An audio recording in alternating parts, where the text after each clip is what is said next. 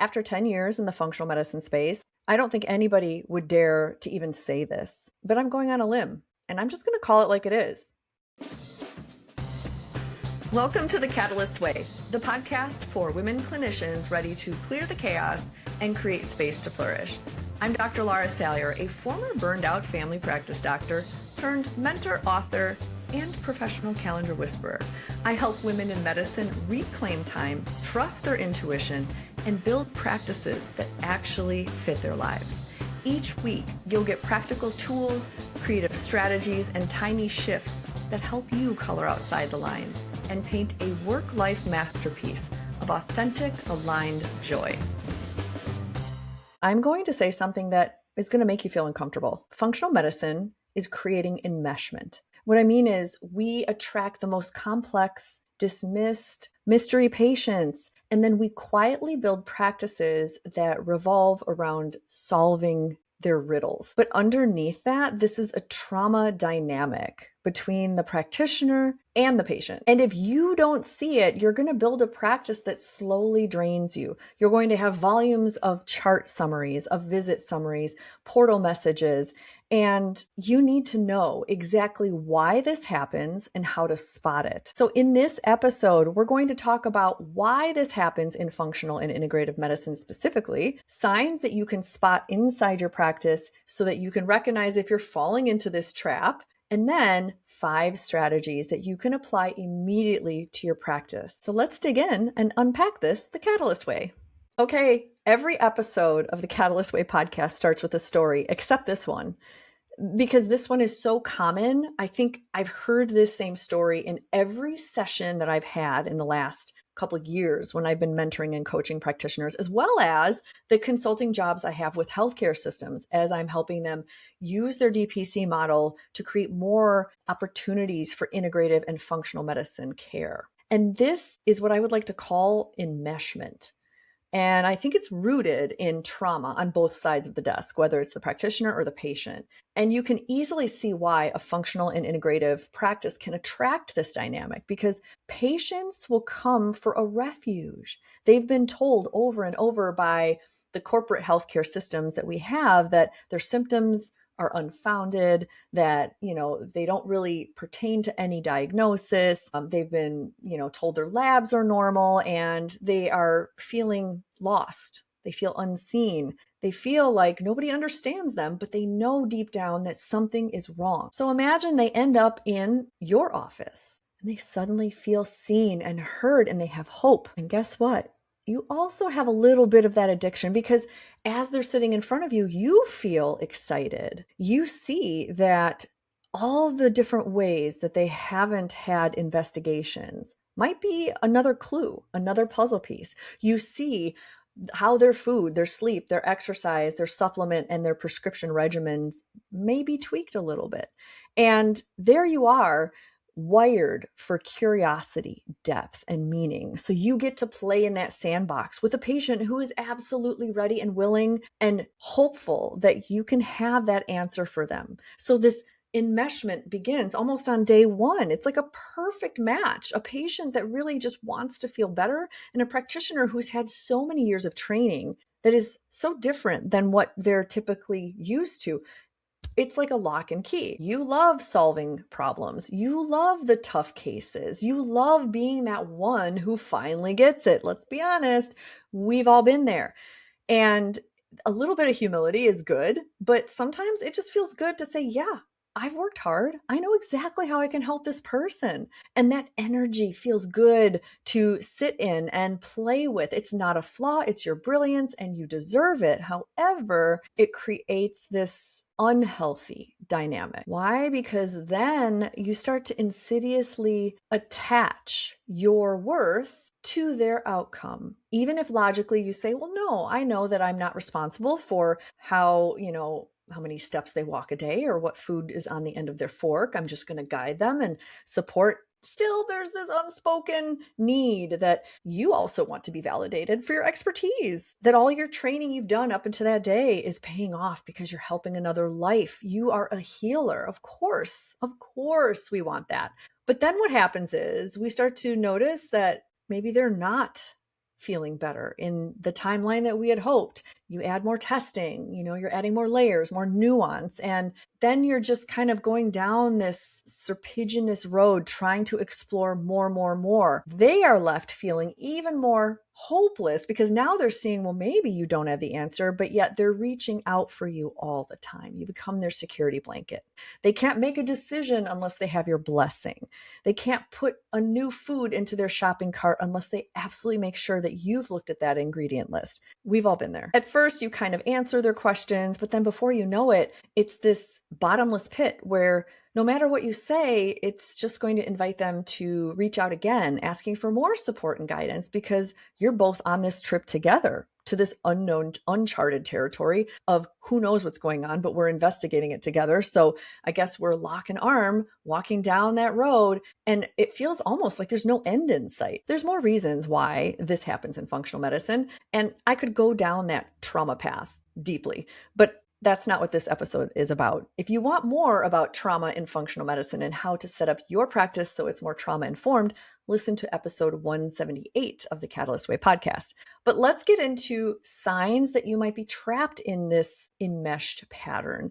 And that way you can identify key areas in your practice where you might use one of the 5 strategies to help you out.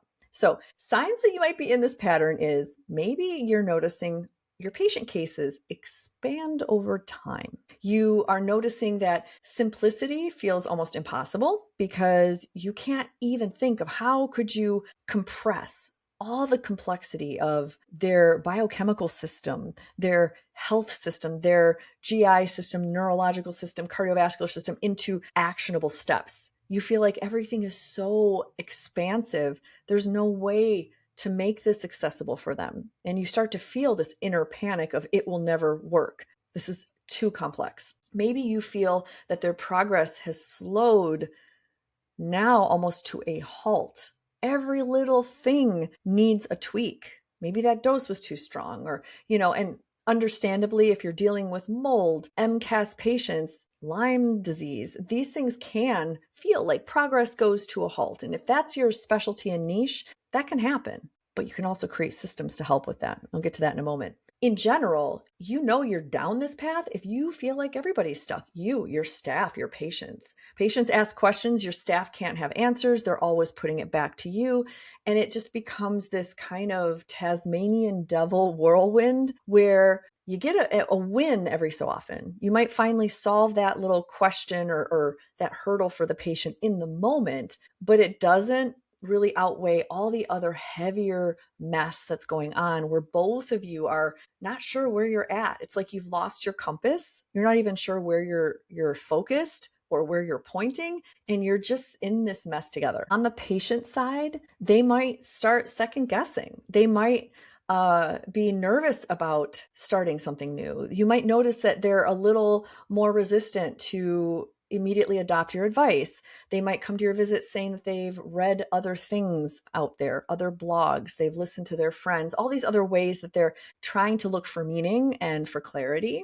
But on your side of the desk, for practitioners, signs that you're stuck in this enmeshment might look like you feel mentally exhausted after 80% of your visits. You might notice your notes are getting longer, even though you're using AI, and they're not getting clearer. They're feeling just like encyclopedias. You might notice that you keep adding to their treatment plans instead of clarifying and simplifying. You might be feeling responsible to figure everything out and feeling this deep ownership of their success and worried that every time there's a little bit of a back step that you might have missed something or you did something wrong or the whole self-blame thing. And basically you're struggling to close any of these loops. It feels like everything just keeps opening up and telescoping bigger and bigger into more complexity. Or here's the biggest litmus test.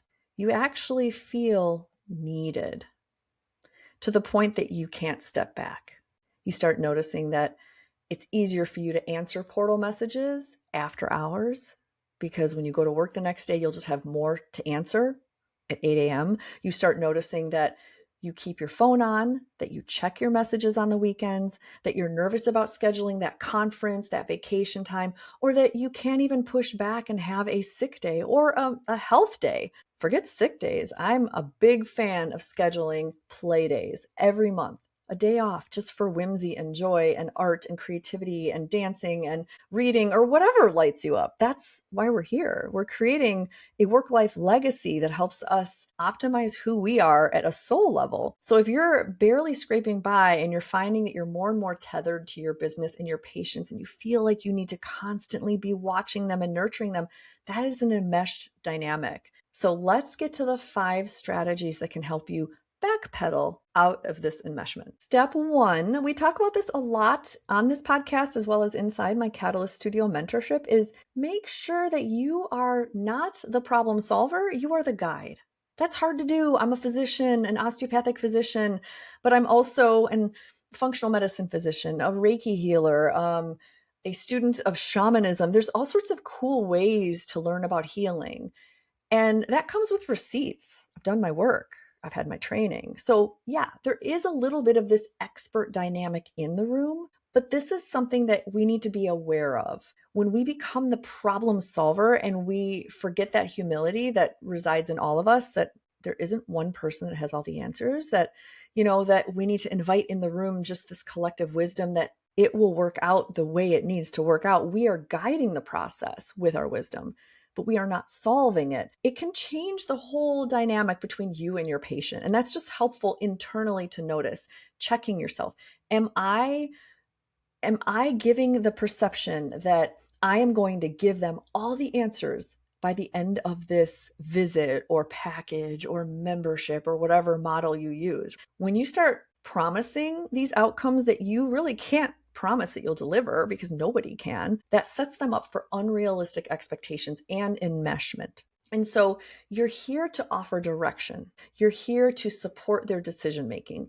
You're here to guide the unfolding and to offer your wisdom, but you are not solving a problem, because patients aren't a problem to be solved. This is why having a membership model protects you. It gives that ability for patients to see this is not promising solutions. When they partner with you, it's promising guidance that is open-ended, that a membership is there to support. They can choose different tiers of membership, which means they get different amounts of support. They can flexibly go up and down to ebb and flow with their season of life. And that's why membership remains my favorite model. Not all of my catalysts in my studio have a membership. Some have packages, but most of them settle on membership because they see how valuable it is. It helps you remind yourself that you are there to guide, and patients understand that too with this continued investment in their health, in their healing journey. It's wonderful. It's just so integrity driven. It helps prevent you from going down that enmeshment loop. Number 2,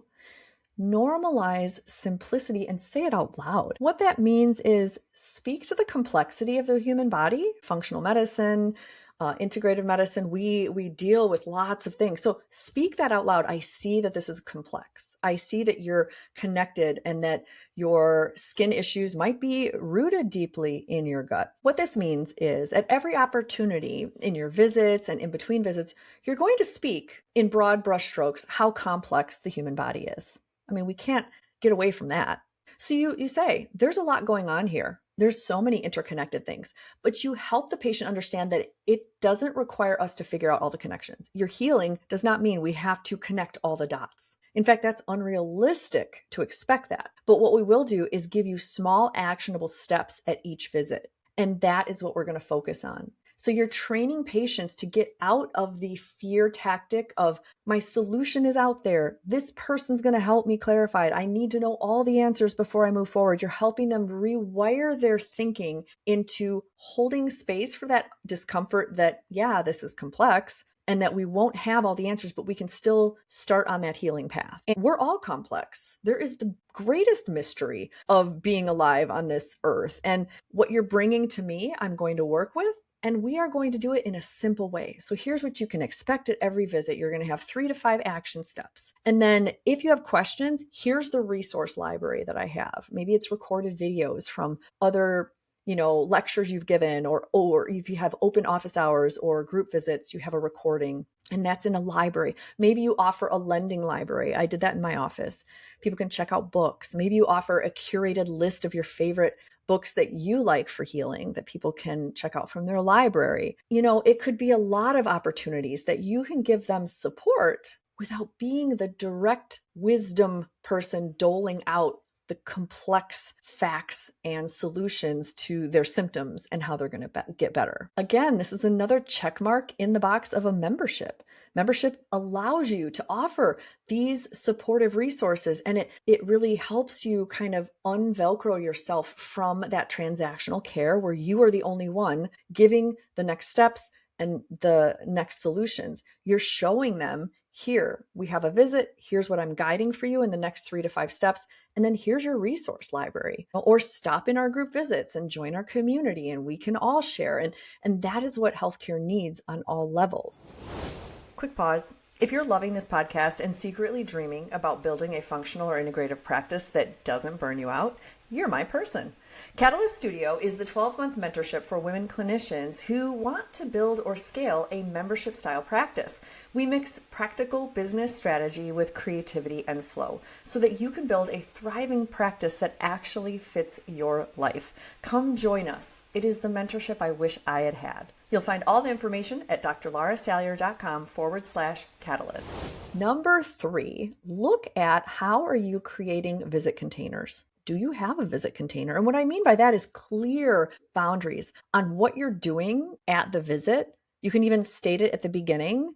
And also, where does that visit end? Where does that support end? So, for example, we sometimes don't even realize how we've created the mess out of the words that we say out of our mouth. Many of us invite this chaos by saying, go ahead and bring me everything. Upload all your labs. And then we moan about how we have all these labs to look through. So look at the input that you're asking for and make sure your visit containers are tight. You might instead say, today we're going to focus on this, your gut or your fatigue, or we're going to focus on the last year of lab results. Make it so that your work is less and that the visit container is very, very regimented. Another common thing I see is we'll say, well, how have you felt since our last visit? What's been bothering you? That's such an open-ended question, which just invites a lot because there is a lot.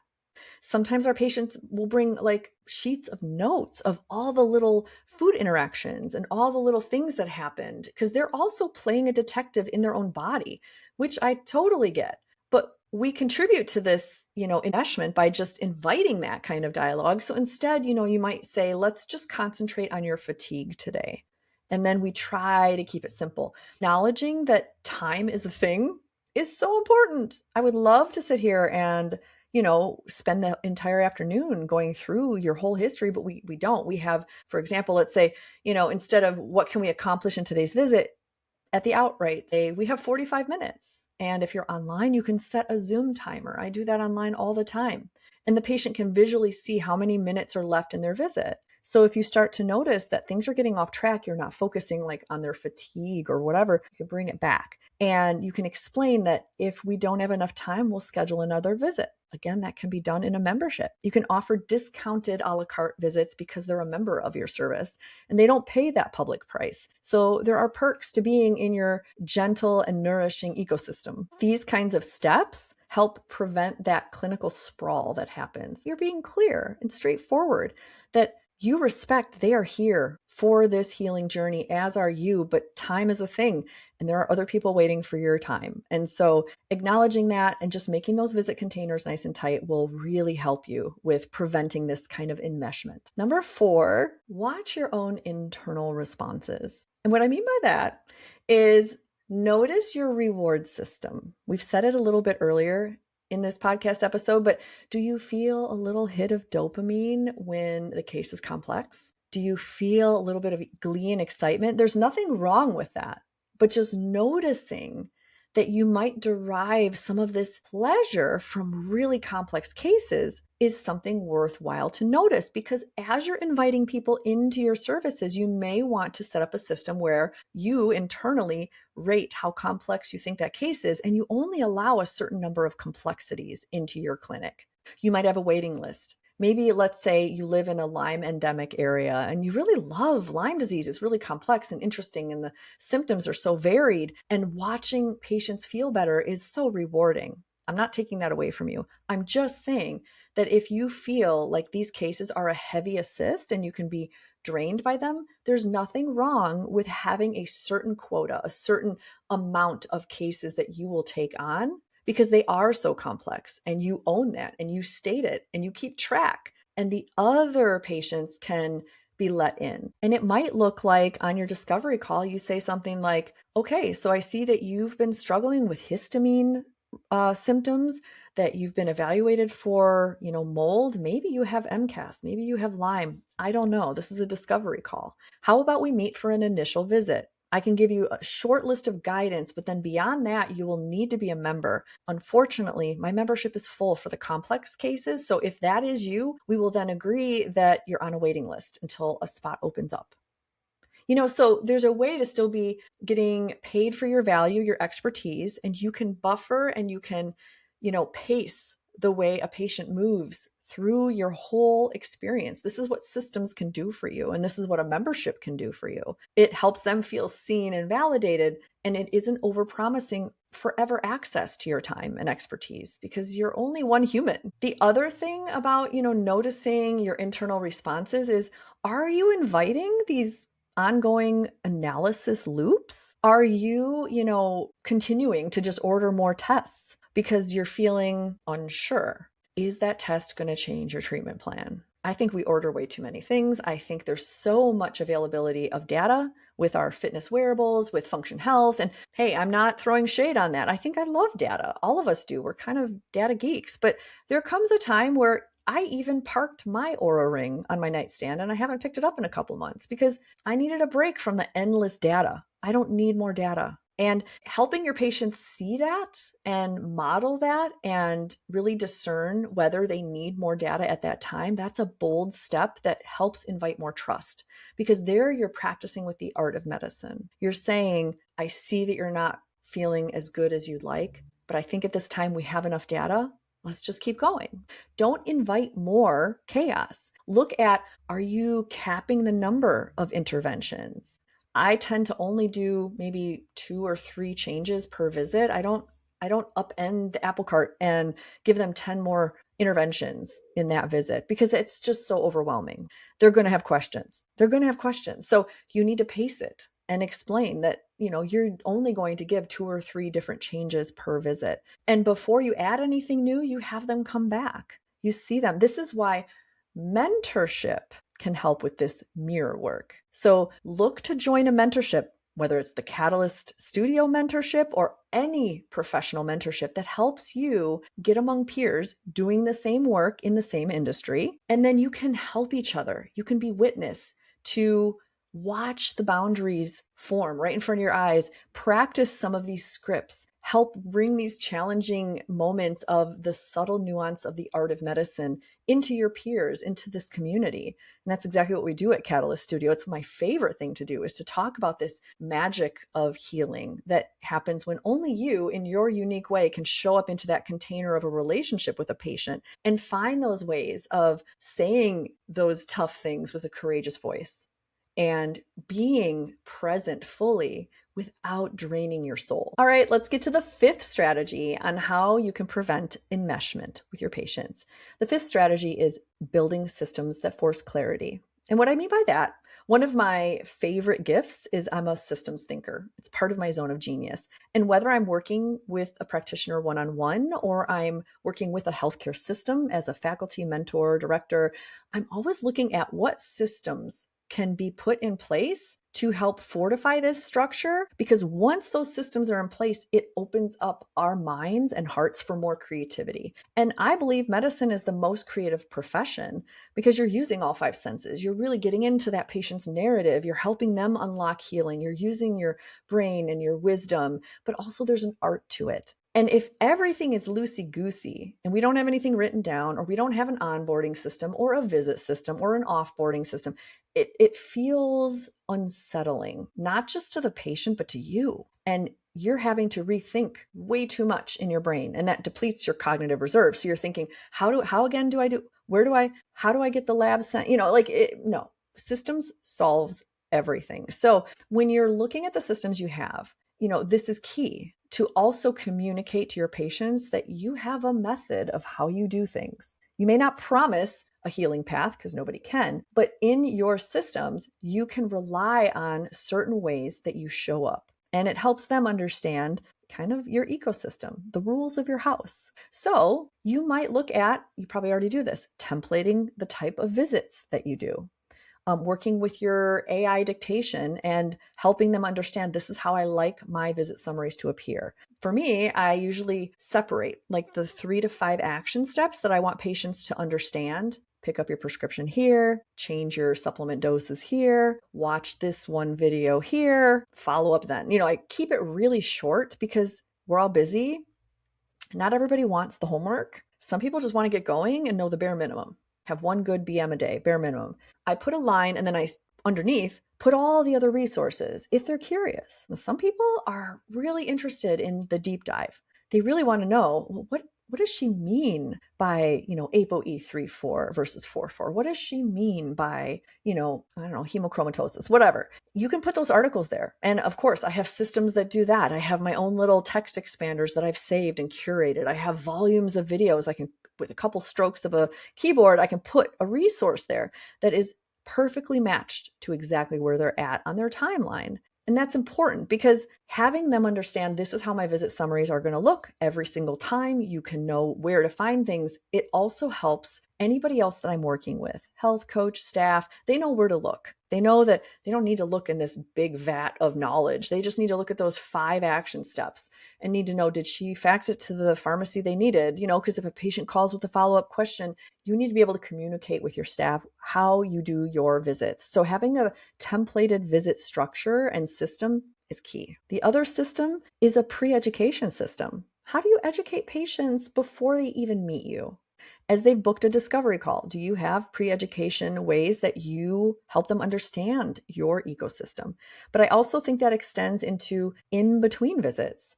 I will record my lab interpretation on a Loom video and then I password protect it. I send it to them long before their follow-up. And I do that intentionally because that system has rewarded me over the years. Patients come as better, more attentive participants in their care. They don't have the shock of what's going on because they've already watched the video like 3 to 5 times. They've shown their husband or their sister and they feel excited because they're like, oh, there's an answer or this is what's going on. So then they have questions of, how are we going to fix it? What supplements? Do I need to change this? Our visit becomes way more strategic and impactful. So that system that I've developed has really paid dividends of less portal questions, less burnout on me. And it just really feels more, targeted and strategic. Like we are making progress, even though they might not be feeling better yet. They're getting this sense that, okay, we have a system we can depend on, and I understand what's going on. I also encourage practitioners to have a system which is a touch point. Okay, questions happen. Most questions will happen within the first day after a visit. So what's your system of collecting those questions? If you're like most practitioners in corporate healthcare, it is the portal message. Patients will just open up their EMR and ask the question. And these questions can be very good, but also laborious. If your staff is reading them, they won't know the answer because they weren't in the visit. So then they send it to you, and then you just get this long growing list of inbox messages. So another way you can help, especially in functional and integrative medicine, so that you don't become this enmeshed security blanket that you need to be blessing every single thought that goes through your patient's head. They're on vacation. Should I have the shrimp? Should I, nope. You're going to create predictable touch points for your patient. That usually looks like a group visit. And group visits can be different things. You can have group visits that are educational mixed with some Q&A. You can have group visits that are just a help desk. That's what I'm doing right now, but they're predictable.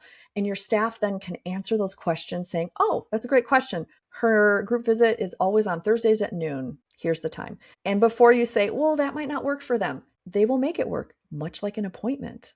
You take off work for an appointment with your provider. This becomes their touch point. It's not a full visit. It's a place to answer questions, and you both feel satisfied that you're supporting their journey, and you're also distancing yourself from that immediate gratification of asking a question, getting an answer from the expert. That's enmeshment. You're providing space and time that they can sit with the discomfort of not having that question immediately answered, but knowing that you're right there, that they will then come to you during your group visit and get that question answered. Hey Catalysts, I want to share with you a free resource that gives you a small window into the work that I do at retreats. It's called the Catalyst Energetics Map, and it's a simple visual map to help you notice what state your nervous system is in and choose a creative activity that fits that moment. This is the same framework that I use in immersive retreat spaces, but it's distilled down into a one-page tool so you can start using it right away. It's not the full experience, but it will get you started and understanding your inner signals better to make more confident decisions and live your life to the fullest. You can download it for free at drlarasalyer.com/create. The Catalyst Energetics Map can grow with you as you understand yourself better and avoid burnout. Download it free at drlarasalyer.com/create. The last system that I like in place is structured follow-ups. Don't leave it open-ended. Open-endedness works when you're generally healthy and you just need to be checked for an annual visit. But open-ended visits, open-ended follow-ups, that's a little bit harder because patients in a functional or integrative practice don't know when to follow up. They don't know, should I report this symptom? What am I waiting for? Especially if you have really complex patients that are on a mold healing journey or Lyme disease or MCAS. It's hard, and so you can be that structure. And that can be done simply with a membership. Different tiers of membership have automatic monthly visits or quarterly visits. And it's just part of what they're paying for. So they know that they're going to see you in a month or in 2 or 3. And it helps them relax. That predictability helps prevent that enmeshment. And Catalyst Studio helps you curate your own unique systems. So our mentorship helps you find your own systems in your practice that you can set up so that you can relax and know that you're taking care of all your patients in the best way possible. Okay, so in closing, we've talked about why this happens commonly in functional and integrated practices, how to spot those signs that it might be happening in your practice, and then the 5 strategies you can apply right now to pedal back from that enmeshment. Remember, healing is a process that we're supporting. It's not a problem that we're solving. And when we overcomplicate it, we are actually moving further away from the exact things that can help them get better, which is consistency, predictability, time, and simplicity, and safety. Because we rely on patients feeling that safe nervous system regulation. And that can be done with your own nervous system regulation as you attune to not being the expert, to allowing that space and pacing everything with systems. So every Catalyst Way podcast has a Catalyst question for you to think about and how you might apply today's lessons. And the question today is, where in your practice are you adding too much complexity? Okay. When can you add more simplicity? Are there ways you can add systems in place that helps distance you from the patient just a bit so they can step forward in their own autonomy and agency? And that you aren't becoming that security blanket, that enmeshed expert, and rather you're that guide. You're the catalyst for change, and you're helping them get better. In closing, here's the M. Night Shyamalan twist. What we thought was an enmeshment problem, it's actually a systems and identity problem. See, most practitioners that I work with will come in saying, I feel like I'm doing good work, but everything is just taken out of me. And when we look closer, the problem isn't the medicine, it's the way that they're holding their services. They have open loops, they have undefined boundaries, they don't have systems, they don't have containers, and it's just creating this enmeshment problem where everybody feels stuck. And together, we help you create systems, we help you create clarity, we help you work on boundaries, we help you find a way that practicing in your own unique way will work for you so that you aren't enmeshed, that you can help your patient thrive and you aren't burning out in the process. So listen, you're not meant to be a soothing pacifier. You're certainly not meant to hold the burden, the heavy burden of someone else's healing. You're a catalyst, and catalysts don't hold anything. We create the conditions for change. So if this episode inspired you in some way, I would love to talk to you. You can book a brainstorming session at the link below in the show notes, or head to drlarasalyer.com/inspire and take the quiz that can help give you your next action steps. You can also book a brainstorming session from there. And I hope you continue coloring outside the lines of what you are able to create in your practice. And until next time, thanks for listening. Thanks for listening to The Catalyst Way, where we clear the chaos and create space to flourish in medicine and life. If today's episode lit a spark in you, your next step is to go take the Catalyst Archetype quiz. It's fun, free, and freakishly accurate. Go to drlarasalyer.com/create. In less than 5 minutes, you'll uncover your burnout risk, your creative strengths, and work rhythms that energize you. Because it's not about finding a perfect plan, but rather flowing with the one that fits you.